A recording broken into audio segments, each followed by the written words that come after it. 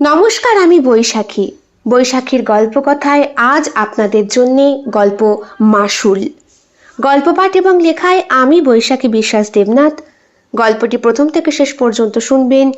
ভালো লাগলে অবশ্যই লাইক করবেন, কমেন্ট করবেন, শেয়ার করবেন এবং বৈশাখীর গল্পকথা চ্যানেলটি সাবস্ক্রাইব করে বেল বাটন প্রেস করে পাশে থাকতে একদম ভুলবেন না বন্ধুরা।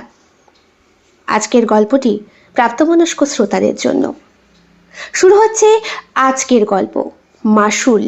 গল্প পাঠ এবং লেখায় আমি বৈশাখী বিশ্বাস দেবনাথ। গভীর রাত। সুমিত বসে আছে ডাইনিং টেবিলে।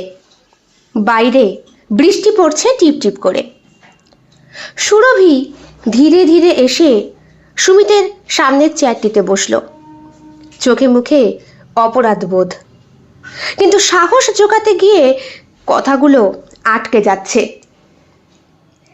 এত দেরি করলে কেন? ফোনটাও ধরছিলে না। তোমার ফোনে কল দিয়েছিলাম 3 বার। বাইরে গিয়ে একটু সময় নিতে চেয়েছিলাম, নিজেকে নিয়ে একটু ভাবছিলাম। অপরাধীর মতো সুমিতের প্রশ্নে উত্তর দেয় সুরভি।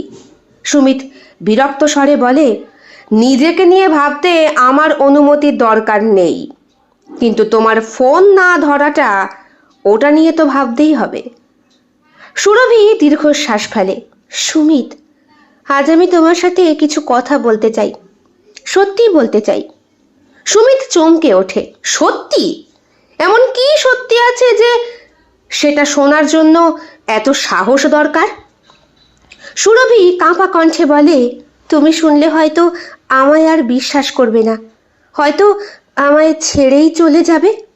সুমিত বেশ অবাক হয়। হে কেমন কথা? তুমিও তো আমার জীবন, আমার সঙ্গী। কি এমন করেছো তুমি?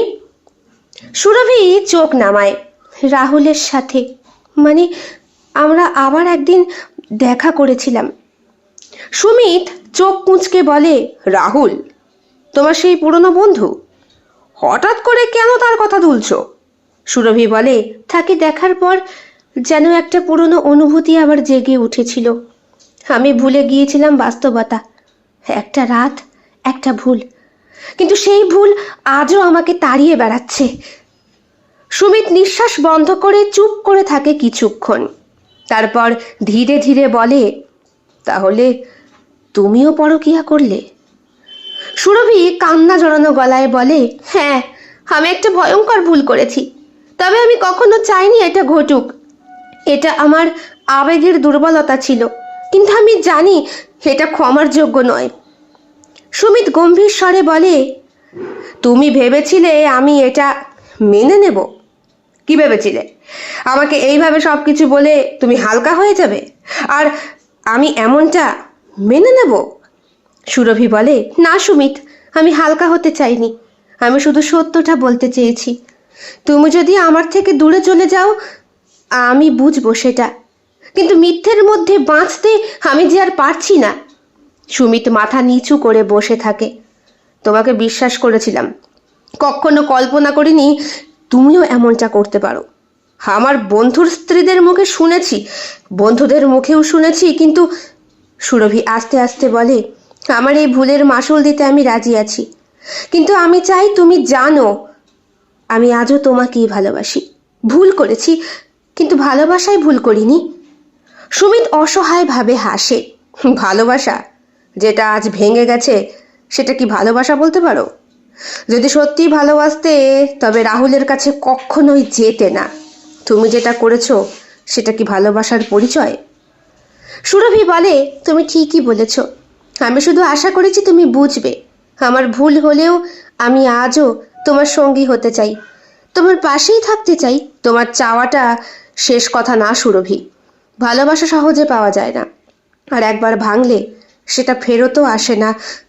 ফেরত পাওয়াটা বড্ড কঠিন। আর ভরসা, বিশ্বাস, এইগুলো না হয় বাদই দিলাম। সুরভি চোখের জল মোছে। তাহলে তুমি আমায় ক্ষমা করবে না? সুমিত চোখ বন্ধ করে বলে, আজ কিছু বলতে পারছি না, হয়তো পারবো না। তবে তুমি চাইলে থেকে যেতে পারো, কিন্তু আমি জানি না বিশ্বাসটা আর কবে ফিরে আসবে। সুরভি মাথা নিচু করে থাকে। আমি জানি তোমার আঘাতের কোনো ক্ষত মুছে ফেলা সহজ নয়, বিশেষ করে এই আঘাতের। কিন্তু আমি অপেক্ষা করব তোমার জন্য, যতদিন লাগে। সুমিতা সুরভি কোনো কথা বলে না। দুইজনেই এক অসম্পূর্ণ নীরবতার মাঝে বসে থাকে, যেন এক অপরাধবোধ এবং দ্বিধার মধ্যে ডুবে আছে। এই রাত হয়তো তাদের সম্পর্কের পরীক্ষা, যেখানে আঘাত আর ক্ষমার দ্বন্দ্ব একসাথেই চলছে। ছোট গল্পের সমাহার আপনাদের কেমন লাগছে অবশ্যই কমেন্ট বক্সে কমেন্ট করতে একদম ভুলবেন না। প্রতিদিন আসবো দুটো করে টুকরো গল্পের সমাহার নিয়ে। আপনাদের সাহায্য এবং সহযোগিতা একান্তভাবে কামনা করি। ভালো লেগে থাকলে অবশ্যই বৈশাখীর গল্পকথা চ্যানেলটি সাবস্ক্রাইব করে বেল বাটন প্রেস করে পাশে থাকবেন বন্ধুরা। আজ এই পর্যন্তই, আবার দেখা হচ্ছে আগামীকাল। সকলে খুব ভালো থাকবেন, সুস্থ থাকবেন। নমস্কার।